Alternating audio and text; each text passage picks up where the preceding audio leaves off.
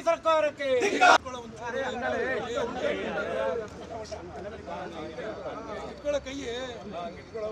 ಹಂಗೆ ಸಿಂಧಲ್ ಡ್ಯಾನ್ಸ್ ಆಡಿ ನೀನು ಹಿಂಗನ್ನು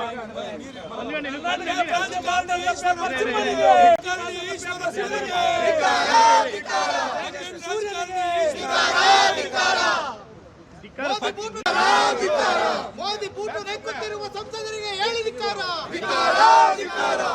ಕನ್ನಡಿಗರ ವಿರೋಧಿ ನರೇಂದ್ರ ಮೋದಿ ಸರ್ಕಾರಕ್ಕೆ